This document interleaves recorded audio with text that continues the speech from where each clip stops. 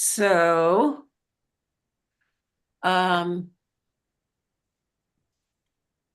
looks like we are recording.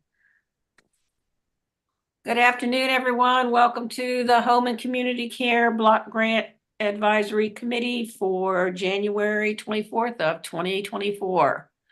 Got a pretty jam-packed agenda, so hopefully everybody has received it.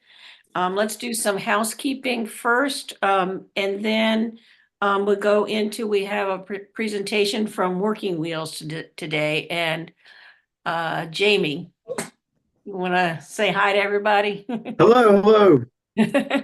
So, okay, housekeeping. Any revisions or changes to the agenda? Seeing I none. move we approve the agenda.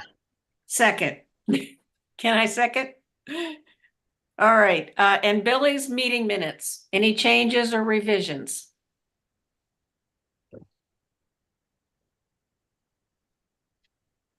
Move approval. Excellent. So we have a couple of new faces today. Let's see. Billy, is Allison on? Yes, she's on. I just got connected. Hi. Literally just got connected. So, hi, everyone. We have two new people, Allison and Ryan. Ryan, you want to wave?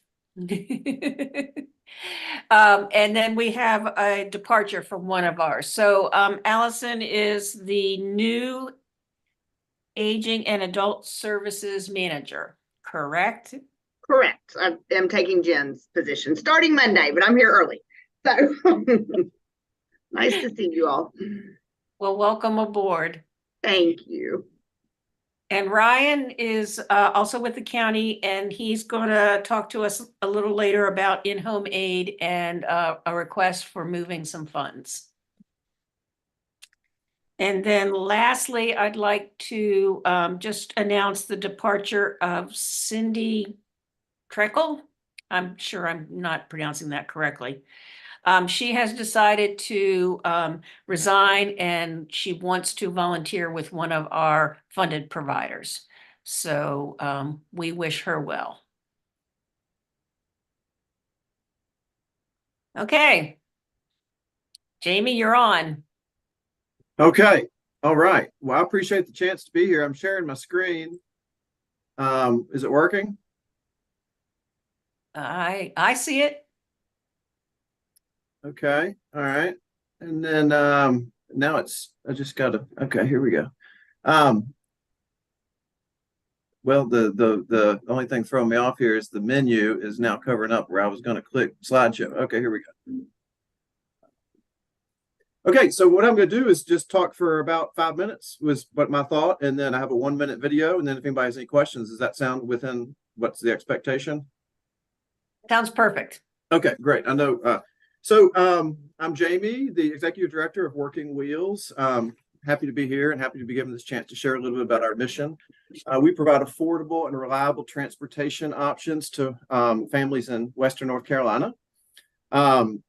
We operate two programs, the Vehicle Purchase Program and a Vehicle Repair Program. And the best way for me to tell you about those programs is to tell you about Sandra, Curtis, and Angela, three people that we've worked with.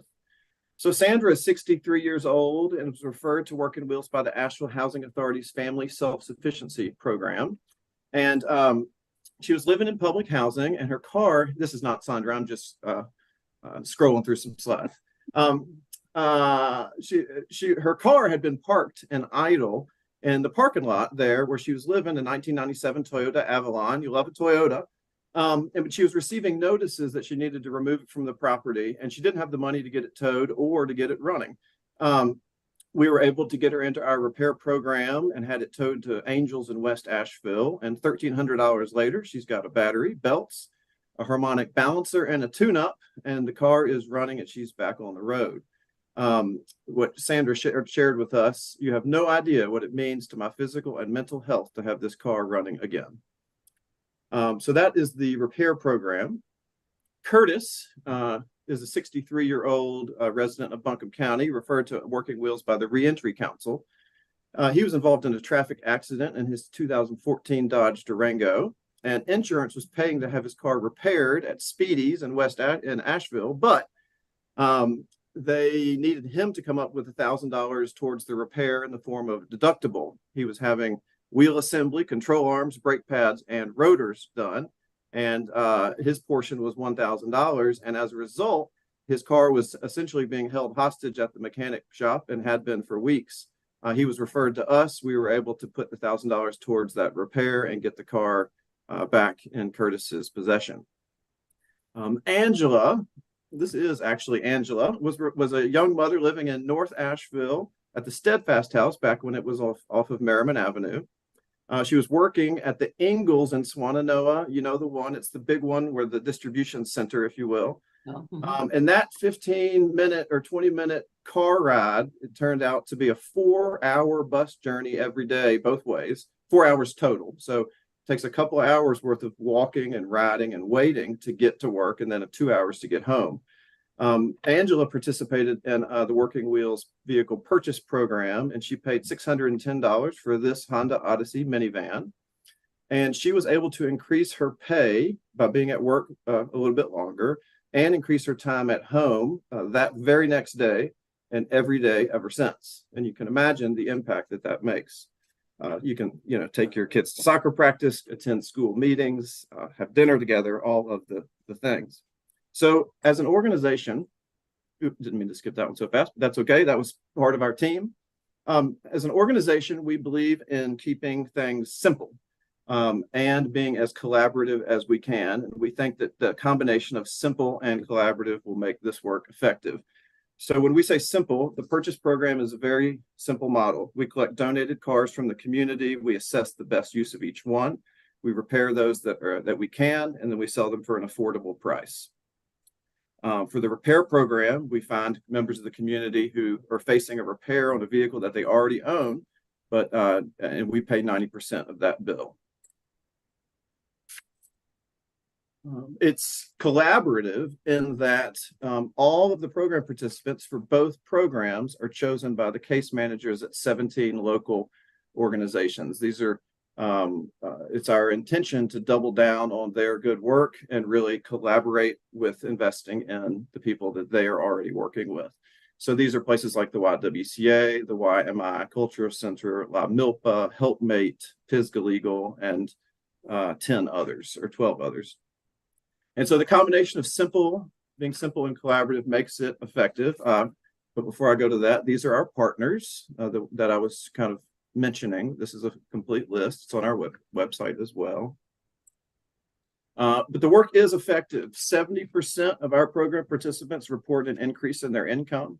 80% report an improvement in their housing situation. 95% report increased access to healthcare appointments, and nearly 100% report an improvement in their quality of life. It is effective work, and it's also growing. And that's very exciting. And one of the reasons it's growing is because of partners like you all and others in the community who are supportive of this mission. In 2022, we served 100 people. This last year in 2023, we served 220 people.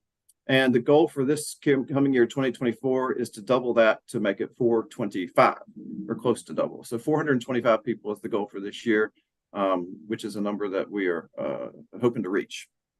In fact, right now, there are 24 vehicles that are being repaired and simultaneously at different shops around town as part of the Working Wheels repair program. So at any given moment at this point, we've got about 20 to 30 at a time. I want to finish by telling you, letting two of our program participants that we've gotten to know pretty well, Kelly and Amber, both referred to Working Wheels by the Reentry Council, and in their own words, they'll share briefly what these programs have meant to them. Can you still see it? This car has totally changed my life. I was able to attend Trans Tech School and get my CDL license. Hey, Jamie, we're not able to see the video. Jamie, I appreciate it, but it's kind of hard to hear. Oh, it's not, all right. Can I just try turning it up and then if it works, it works. And if it doesn't, all right, let's try this. Please stop sharing this screen and share the screen where the video is playing because it didn't jump to that. What'd you say? Sorry. Hey, Jamie. It looks like you need to stop sharing your screen at the bottom of the Zoom call and then share back your screen to where the video popped out because we're still seeing your PowerPoint.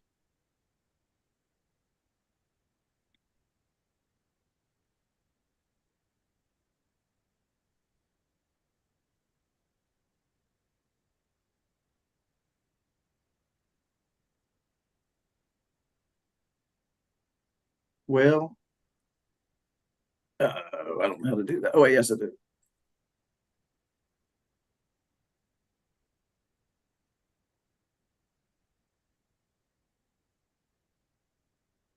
See now.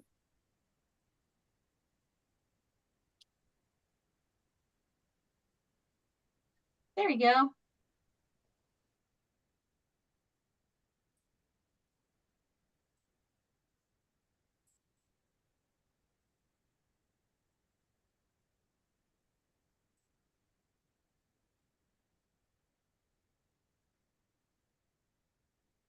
With the same company. I love my job. I love the people I work with. But honestly, they're faster. There's no less. I can.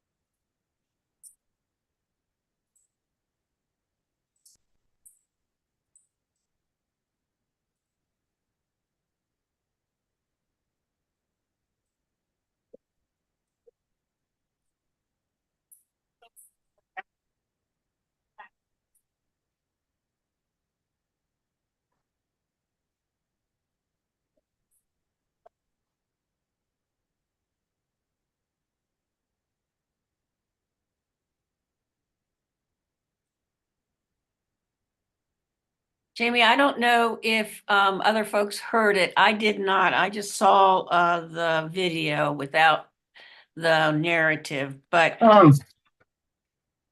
that's okay. I think all of us are very aware of the fact that this community's need for transportation is very, very important and very needed. Coming from a metropolitan area where you could take a bus or a subway pretty much anywhere you wanted, it's difficult here to think about what's going to happen when I can no longer drive my car. So I would ask, my question to you would be, how many seniors have you been able to provide this repair service to since we've started funding you? Yeah, the goal is 12 over 12 months, and we about 6 or 7. I think the 7th is in progress, and maybe the 6th has been reported on. So we're about halfway through, a little bit ahead. We've worked with seniors before this funding, but as far as these funds specifically, and this term, those are the numbers.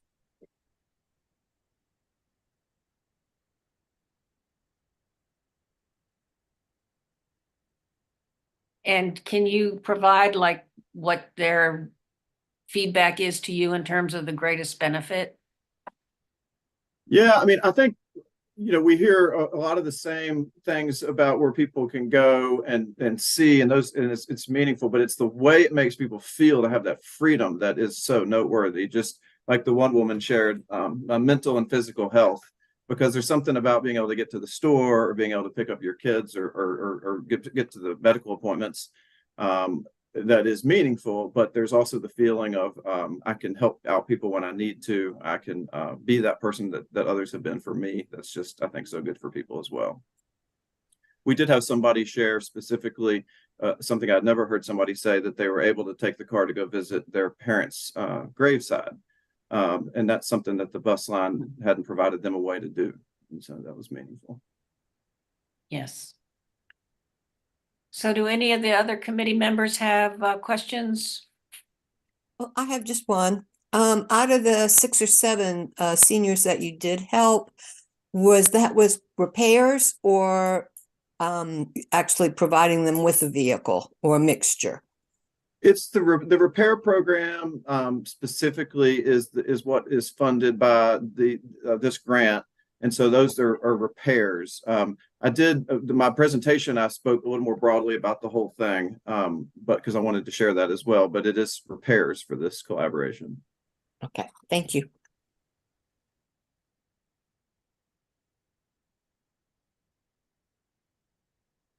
Anyone else?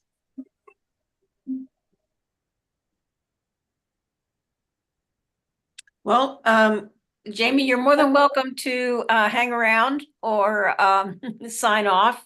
It's your call. I know you're busy. So we do really appreciate you coming and talking with us today, and we appreciate your service. And I'm sure that the community members that have received the repairs are very happy. Well, thank you. And thank you for the opportunity. We really appreciate the collaboration. It means a lot to us. I dropped that video clip in the chat just in case anybody's curious. And thank you for putting up with the no audio for a minute so politely. No worries. All good. All right. Thank you. Thank you. Thank you. Thank you. Thank you. Okay. Moving on.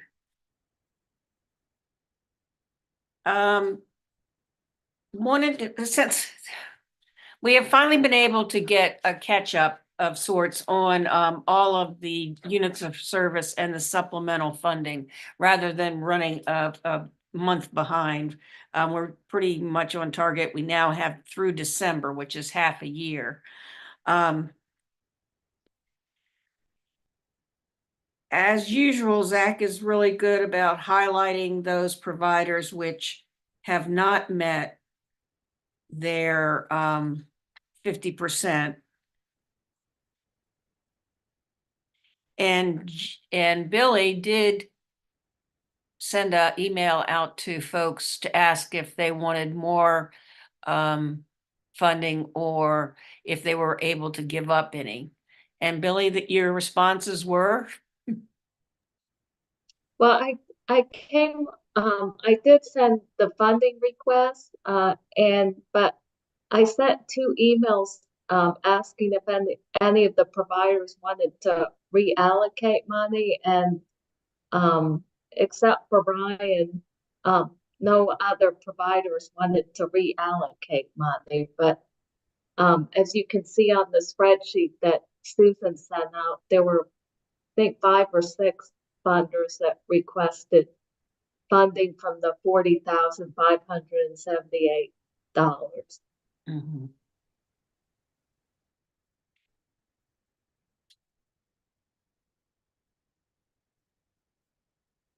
And to that spreadsheet that Billy's referring to, I looked at it online, and I also noticed that for Mountain Care, the last 2 lines were not picked up. So if you were to look at the request for the 40,000, the last sentence for Mountain Care should be alternately an award of 11,661 would allow us to increase our rate without adding any additional units. We would still run out of units in March. So we've been talking about this 40,000 for a few months now, so now it's time to kind of come to a decision. You have all the current funding in front of you. Now, the 40,000 is only for block grant.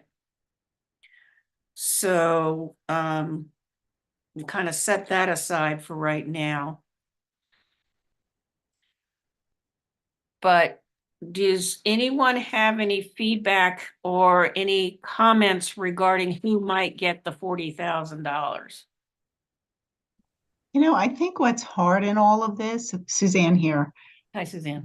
they're all legitimate organizations serving legitimate needs. And I personally have found it difficult to say, okay, who matters more? Because I can't come up with, well, I think this service is more important than that service. I did notice that Mountain Mobility would be happy to take the whole, or a huge chunk of it, if not the whole thing. Fiscal Legal also. Mountain Care could use some more. Do we take a Solomon-like approach and, divide it out proportionately or evenly, or that's where I think I'm having a little bit of trouble. I mean, all these folks do necessary and important work, and we don't have the funds to fund everything they think they need. So it's sort of I find it challenging anyway. I don't know if anyone else shares that feeling. I share the feeling, but I've got a couple of observations. One is that the mountain mobility and let's see, any of the county agencies have the limitation that they cannot generally fundraise on their own, that they go through a process that is, they get their funds from essentially with blessings from county commission. So when I think of mountain mobility, I'll contradict myself now, because I also know that in the transportation world, there are other funding pots that come along. Sometimes they go away. Sometimes they appear out of surprise. But I do think that the standards for county agencies are a little bit different than they are for private nonprofits. On the other hand, Mountain Care, we know, has had struggles. So that's kind of the way I've dealt a little bit with Suzanne's concerns in terms of thinking, let's either put this to a place where an agency can't fundraise externally, or look at an organization like Mountain Care, which has had genuine struggles in terms of providing their basic services. Rebecca, I think you were going to raise your hand.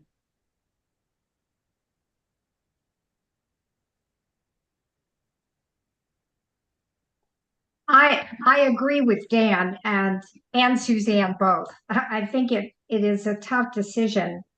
And all of these services are so needed, and they all have people in our community who need the services who are not getting them. But I guess to me, we know the struggles that Mountain Care has had. And it just based on this little summary here, it sounds like if we gave them the part of the money they asked for, the 27.5, that we could go a long way toward meeting their real need at this point. And I think there's some value in addressing a stated need. And then I always think that food is the most important thing that people need. And if we gave Mountain Care 27.5, we could give Meals on Wheels the 12,000 to allow them to serve more seniors. So I was just kind of looking at it from a practical point of view, where can we meet the greatest need? And that everybody needs it. Hard decision. It is a hard decision. Do we know why Pisgah Legal is so far over? Do we know why?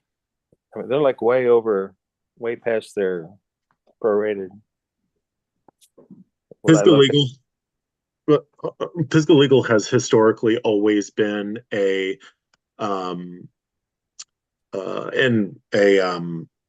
high capacity when using home and community care block grant fundings. And instead of them switching over to an alternative source, we always ask them to continue to put their units into ARMS. That way we have an accurate representation come the end of the year whenever there are funding that is relinquished from other agencies. It just allows us at a quick glance to see who is able to accept future units. So they know that they're not going to get reimbursed for 100% of what they put into the system, but they put it in there anyway, just to show that they can absorb that extra funding should it come time to a reshuffle of funding at the end of the year. Okay. Thanks. Because it seemed like they were like way over their allocation. Yes, I see what you're looking at, Greg. So I was going to say, as I was reviewing over this, I concur completely with Rebecca. That was my takeaway after reading this proposal of what to do with the extra money, and exactly my thoughts too, that those to me felt like the most needed entities or providers who need it the most. And I'd like to say I totally agree with Rebecca and Melissa on that. Mountain Care, they're really facing some struggles with that mileage from Mountain Mobility now. And Meals on Wheels, they got less than they got last year, and they've got more clients, and it's a matter of food also. And pretty much that's the way I'm seeing it. As long as we can split it up. I wasn't sure. I'm new to this. I didn't know if it all had to go. I seem to remember that generally it would go to Mountain Mobility in the past, but that may be incorrect. But anyway, I would like to see at least Mountain Care and Meals on Wheels. Deborah, I think you're probably remembering us at the end of the year when we had funds that needed to be allocated or lost. And that's when typically it would go either to Mountain Mobility or Pisgah Legal. Zach, correct me if I'm wrong. No, I think you're right. I think that is what I'm remembering. But okay, thank you. And Zach, can you just give us a brief understanding of what it means to increase a rate and that it won't, they have to go retro back to the full year? Yeah, so the Division of Aging and Adult Services, the way that they have created their budgets is there is supposed to be a singular rate for the entire fiscal year. It is not supposed to be changed except under extreme circumstances, like we witnessed with COVID when things went up in price, inflation happened a lot, and there were some unit rates that had to change around that time. In those situations, when a unit rate changes, unfortunately, the system that we're working with, the Aging Resource Management System, or ARMS, is 20 plus years old. So it does not have the capability of recognizing that a unit rate has been changed mid-year and go on at that unit rate for the remainder of the fiscal year. What it does is it changes the unit rate for the entire year. So it will back pay units that were previously provided. It will back pay the difference of the units previously provided. So in this case, they're $30. If they move it up to $40, every unit that they've provided and been reimbursed for up until this point will get $10 more added onto those units. Just some quick math, it looks like that would be around $3,960 that they would be receiving as back pay for units passed. And that is taking the total units served, which is the 613, minus the units that have been reimbursed, or minus the units that have not been reimbursed, the 217, and then multiplying that 396 by 10. So yeah, that's just kind of the lowdown on the unit rate changes. It just is retroactive. I wish it was neater in a way where it can show that started at one unit rate, changed to another, but this is just how ARMS works, and we got to work within those limitations.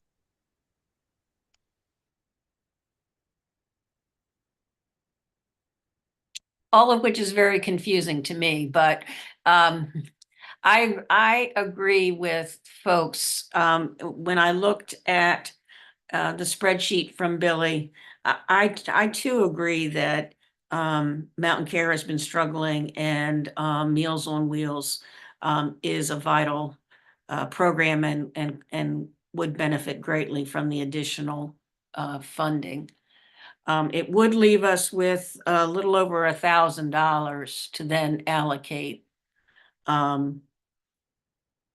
which we could decide to just split it between the two and provide Mountain Care what they want, and then Meals on Wheels a little bit more than they requested. So that would be something I'll throw out for the group. That sounds reasonable.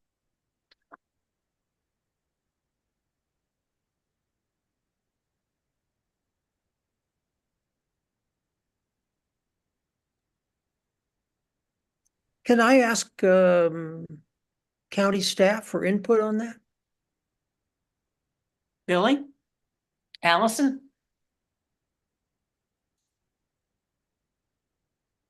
Well, I was thinking that, I mean, Jewish Family Services asked for 1,000 for their mental health counseling. So if there was 1,000 left over, at least you could help one other provider with one of their services. So that's what I was thinking. But I do think that I agree with you all about giving it to Mountain Care, Meals on Wheels, but that's not to say that the others, that they're more important than the other needs. Yeah, and when Suzanne was talking, I just did a quick kind of calculation. If we did do the approach where we gave everybody something, that would roughly be about $6,763 that each of the providers would receive out of the 40,578 that are available to allocate. Mm-hmm.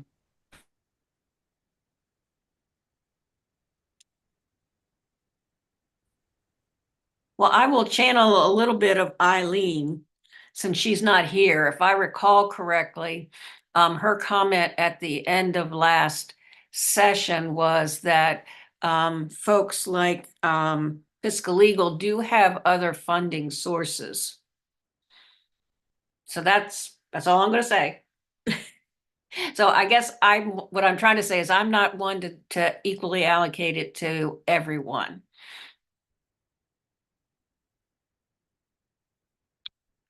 Taylor, I haven't heard from you. Can I put you on the spot?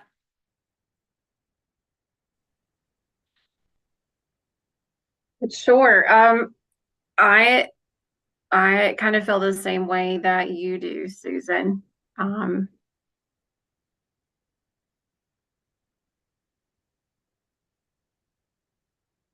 And I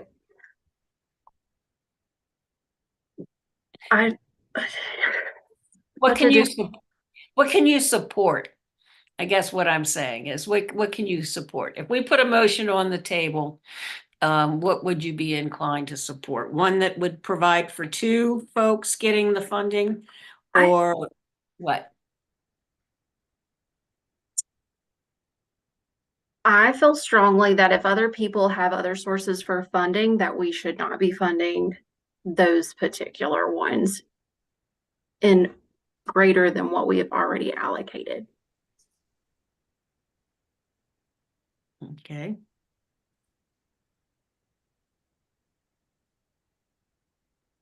And something I'll point out regarding Billy's question about the mental health counseling for Jewish family services. But if I look at the units of service for the Jewish family services counseling, which is at the bottom for basically non-units, they're only at 27% of spend.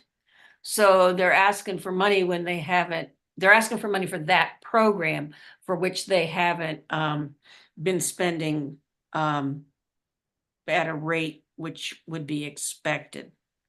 Oh, that's November, I'm sorry. December is, they're at 36%. Close.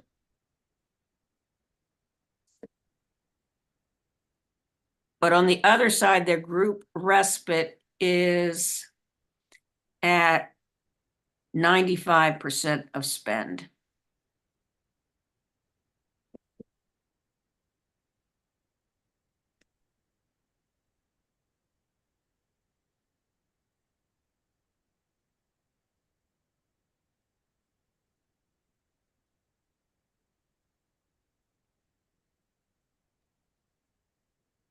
So should we put the $1,000 to the group respite since that's 90 over the other, or consider that?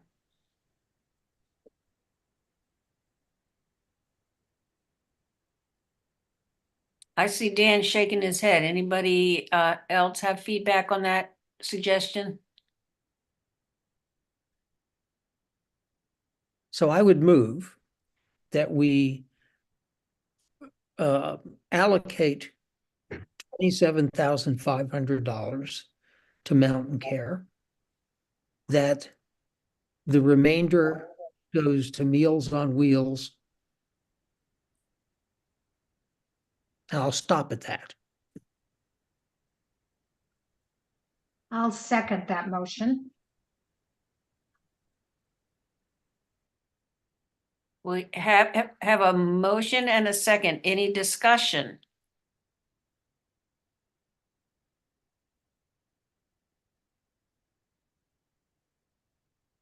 Hearing no discussion, we're up for the vote.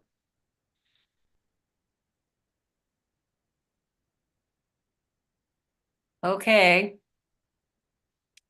We're gonna vote on the motion. All of those who approve, aye, and raise your hand. So I can count. Aye. 7. Okay, so looks like it's unanimous. Excellent. So it has been moved that Mountain Care will get the 27,500 they requested, and Meals on Wheels, it looks like they're gonna get 13,078. Excellent. Thank you all for doing that. That's been very, very much on my mind over the last couple of months. So now, if Ryan can give us a quick update on his request, I think it's pretty straightforward. Sure, absolutely. Hi, everybody. My name is Ryan Garcia. I supervise our In-Home Aid program that y'all funded in Buncombe County this last fiscal year. My pronouns are they, them, if you don't already know. And I had just requested, we originally asked for about $14,000 to be put in our level 3 in-home aid budget. As you might, those of you who have been here for a while know that we changed our policies a couple of years ago, and we no longer provide level 3 in our community as a rule of thumb. We did grandfather some folks in who are already receiving level 3 services. And at this point, anyone still on our contracts that are receiving level 3 services are being funded through our county dollars that go in, because the county puts in 220,000, the committee puts in 220,000, we have 440,000. So Everyone who's receiving level 3 is being paid for out of county dollars. And so that money that's still sitting in our funds is no longer needed to provide level 3. So we were just requesting that we reallocate those level 3 dollars into level 2. So that we can put that in that pot of money. You know, we're spending more for in-home aid this year than I think the community has seen spent out of these funds in many years. And so we're very excited to be making the progress that we're making and serving the people that we're serving. And I can give a big old update someday, but that's my quick update for my request. So it looks like basically we're moving $12,000. I don't remember exactly what the math was, Susan, but yeah, something to that effect. Yeah. We've spent $2,316.03. So out of the 14. Out of the 14.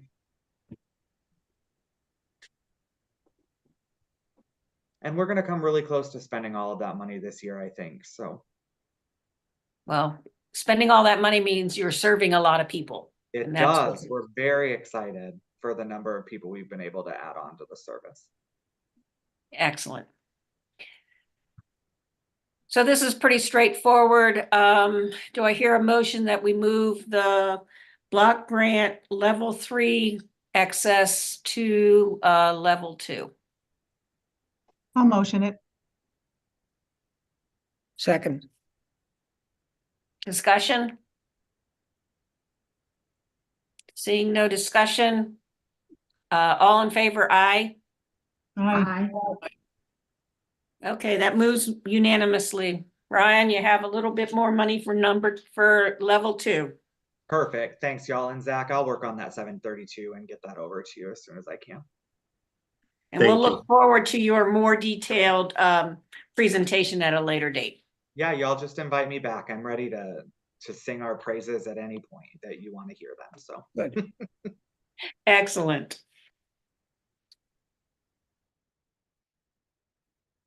So moving right along, we're now getting ready to get into our busy season.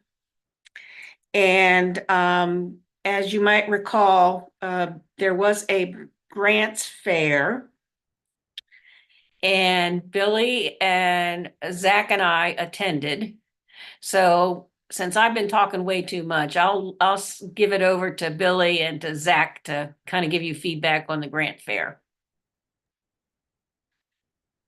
So the grants fair, it was on Wednesday, January 10th from 4 to 6, and 9 of Buncombe County's community investment programs were represented, and Susan, Zach, and I were there to represent the Aging Services program application. And it was a very successful and a big turnout. There were about 100 people that came, and the 3 of us were really busy talking about the application and answering questions, and we had a lot of interest. I'm just warning y'all that you may be getting a lot more applications, because we heard a lot of good ideas of what people wanted funding for older adults. So I'm just warning y'all, but it was very successful. Zach, do you have anything to contribute? I would just say that, yes, we did have a lot of interest. Surprisingly, the interest was mainly on the Buncombe County Aging Funds, not so much the Home and Community Care Block Grant funding. And that being the case, I think you'll find a lot of applications with new and innovative ideas for that those Buncombe County Aging Funds. As you know, Home and Community Care Block Grant funding, for those of you who have been providers in the past or currently providers, know that that funding is very strict. There's a lot of rules that have to be tied to that funding. However, the Buncombe County Aging funding is a little bit more able to fund things that are still going to assist the older adults of Buncombe County. However, they don't have to follow such strict guidelines as the home and community care block grant funding. So I think a majority of those new applications you'll see will be for that Buncombe County Aging Fund. Were there proposals for new services or different ways to deliver services that we already support? Oh, absolutely. We had an individual who works on a farm who does CSA boxes to Black communities, Black elders. There was a few questions about startups. However, we kind of discouraged that because the funding would not immediately go to assisting older adults. It was more of a helping with obtaining space or salaries or things like that, but it wouldn't necessarily go to the older adults. There was some holistic adult day services that someone spoke on there. And, you know, a few people were interested in what all was allowed with the funding, and we actually pointed them in the direction of Working Wheels as a kind of as an example of here is who's receiving Buncombe County Aging Funds currently and the services that they're doing for the older adults of Buncombe County. Did anything strike you as particularly novel or creative that would surprise us? I would say that the CSA boxes to the Black elder community is one that definitely stuck out to me because it is a historically underserved community in Buncombe County. Also, we got a visit by the folks from 12 Baskets who feed the homeless and hungry, and they were there and they expressed interest in this aging funding as well. So those are two that definitely stuck out to me. Susan, Billy, were there any that stuck out to y'all? I talked to someone from the Western Carolina Medical Society, so they're interested in applying. I think they serve, they provide services for people that can't afford their health care. So that was interesting to me. I mainly just answered questions about the application, and people asked me, would this be something that would be funded? And so I would tell them yes or no. And it's just like Zach said, the startups we discouraged because it was more like admin cost or space costs or things like that. And the fair, the grant fair was also attended by Commissioner Whitesides, who we know is retiring. But when Billy and I spoke to him after the event, he made a very interesting comment. He said, "Well, in Buncombe County, there's a lot of good ideas, but there's not always funding for all of the good ideas." So he feels our pain, I think. He feels our pain. So as you might remember, the grant for the applications is open. So the website is open for the providers to input their information. However, we won't be able to see any of it until the 23rd of February. Is that until after the 23rd? Yeah, so the application closes at 5 o'clock on Friday, February 23rd. And I've asked the grants because last year Susan wanted the application open. So if y'all wanted to start working on it that weekend, you could.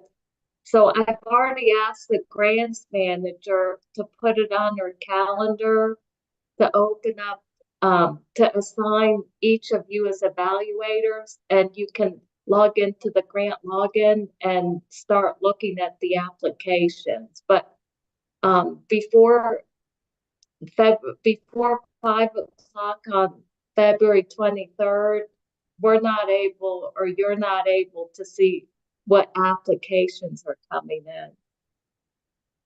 And I already emailed Taylor and Melissa are new, and I already gave them the grants login and what they need to do to log into that website. And I would encourage all of us, folks that have done this before to double check and go on and see if you can log in. And as I did last year, I had to reset my password because I didn't write it down. So if y'all could double check, you can get into the website, that would be great. And if you need if you have any problems, get in touch with Billy. That would be probably the best. And also another thing, last year we printed a set of applications for a couple of folks. So if you're interested in having a printed copy, please let Billy know.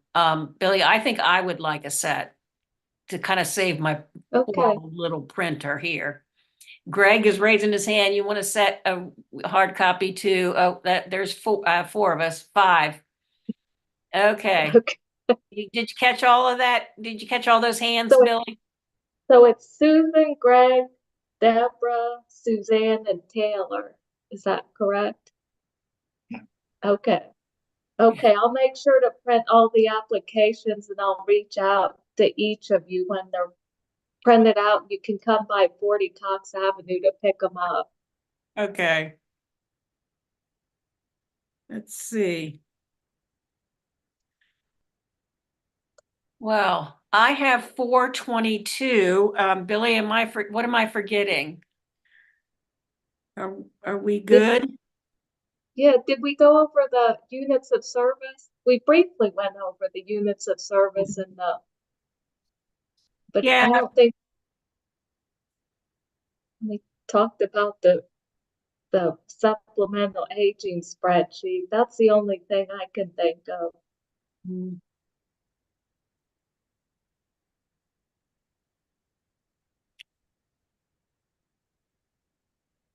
Well, I think when I look at that, what jumps out at me is on track. But we have experienced over the years that come tax season, they more than make up for what they haven't been spending in the first half of the year. Yes, that's correct. When I didn't hear from anyone about relinquishing funding, I sent an email in December and then one just the other day, and Amanda from OnTrack got back to me and she said that most of their spending takes place during tax season, and they have about 26 new tax prep volunteers, and they're going to be able to serve a large number of clients, like around 933, and a lot of those will be older adults. So yes, their funding usually ramps up during tax season.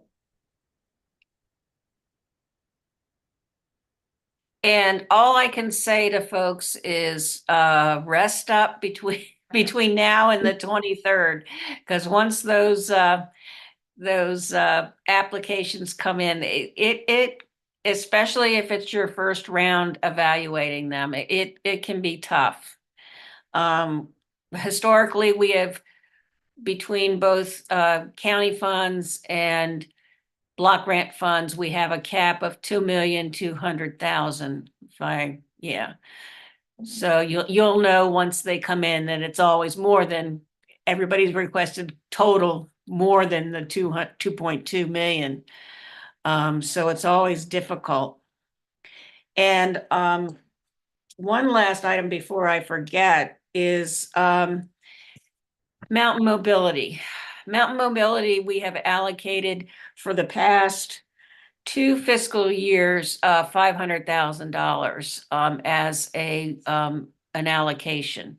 And this was established back in December of 2021 when the committee discussed the fact that Mountain Mobility also already has to fill out a or an application with the county. And so our grant application would be double.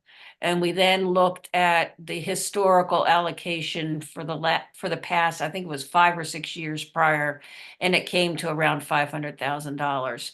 So I'm expecting us to keep that, and then we'd have to allocate the remainder over the applicants. And one thing that's kind of been ticking in my head is the county has kind of funded us $500,000 for a long time. So I know everybody would like to have more money, but our aging population is growing. So I would kind of hope that the commissioners would see to spend a little bit more money for us in terms of the Buncombe County aging funds, but that's another story and that's for another time. But that's my soapbox for today. Susan, can I ask, I know the information has been out there, but I can't remember. What is our deadline for having all the applications completed? Do you remember? Not off the top of my head. Dylan, do you know? I think, so usually all the decisions have to be made, the final decisions have to be made by the meeting in April, which is April 24th this year, that Wednesday. And because by Friday, April 26th, 2 days later, it has to go to finance, the budget office. So, But don't we usually give ourselves a deadline of the month before so we can? Okay. Yeah, you So- usually, I think it, like last year, everyone came up with their funding decisions in March, and then we kind of winnowed it down so that by April, then y'all knew who you were gonna fund, and that was like the last discussion of it before it was submitted that Friday. Okay, so approximately by our meeting in March, we should have them all read and decisions made. Our decision. Yes. Okay. And Jen, I recall Jen created a spreadsheet of everything, so I think Allison and I will work on that.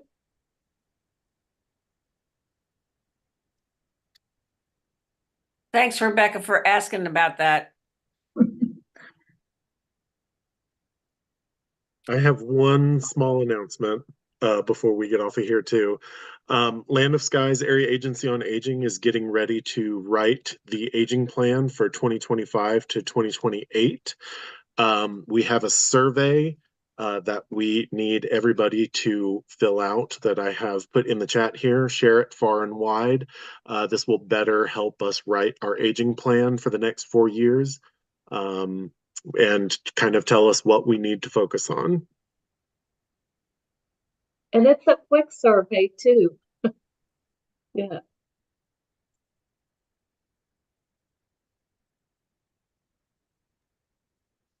Would be opposed to me sharing that survey on a public input site for the community care block grant?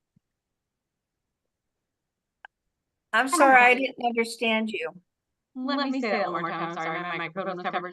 Would anyone be opposed to me sharing a link to that survey on our Home and Community Care Block Grant public input page? As No. just another way to drive traffic? Perfect. Thank you. Thank you. Alright.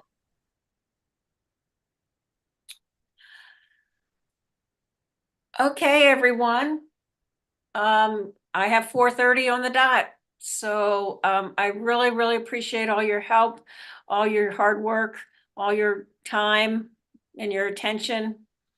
And I'll look forward to talking to you next month. Have a good evening. Thank you. Bye. Bye.